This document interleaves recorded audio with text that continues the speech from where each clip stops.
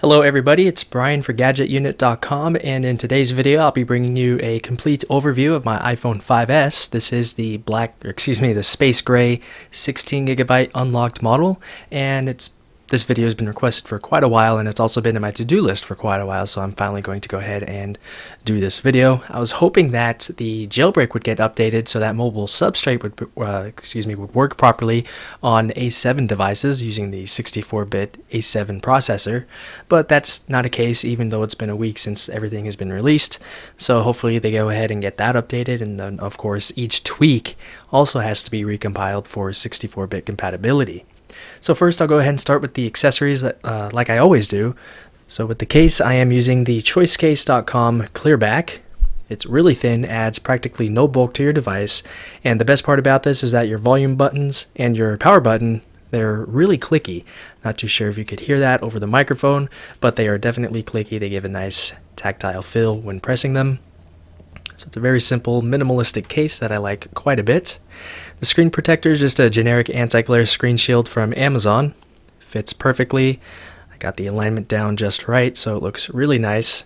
There are some scratches towards the bottom, but if this was a clear one, they would be far more visible than they are now. I'm using just a generic lightning cable at the bottom. For the stand, I'm using the Olago M2 mobile stand. I've been using this for quite some time. So I'm going to go ahead and move my camera closer and give you a tour of my software setup. So here's my lock screen. There's not too much going on. Of course, I am jailbroken, as I hinted to earlier. So anyway, that is my lock screen. And here's my home screen. It's very similar to what I've been using for the past several months, or however long I've been using this type of setup, where I just have a couple of rows of icons and folders. So at the top, I have messages, calendar, photos, and camera. Then below that, in my stock crap folder, I just have the other included applications that I don't use too often. Next to that is my games folder. I recently removed Asphalt 8 as well as Riptide GP2 is what I'm thinking of. Those games are okay, they just get a bit too repetitive after a very short amount of time, so I just got rid of those. I think GTR Racing 2 is next, or excuse me, GT Racing 2. And of course I have the usuals, which include Carmageddon, Crazy Taxi, Fun Run, Game of Life, PokerStars.net, as well as the Steam mobile app. I don't play games too often on my phone, but when I do, it's typically Fun Run because it's just a quick pick up and go multiplayer game. Next to that is my social folder, and there I have Foursquare, Instagram, Fast, which has replaced Push 4.0, Facebook, Skype, and Tweetbot. I plan on doing a more in-depth video and review of Fast in a couple of weeks after CES.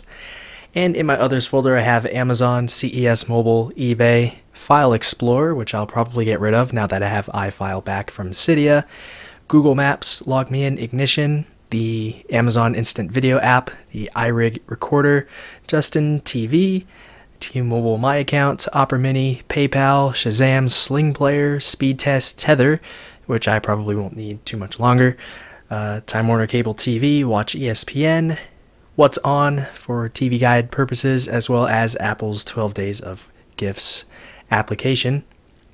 Next up in my jailbreak folder, there's obviously not too much going on here because there's pretty much nothing I can do with a jailbreak at this time, but I do have Cydia, iFile, and Respring.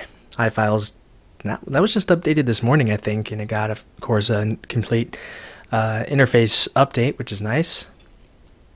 So in Cydia, at this time, I don't have hardly anything installed. As you can see here, I have a couple of mobile substrate extensions.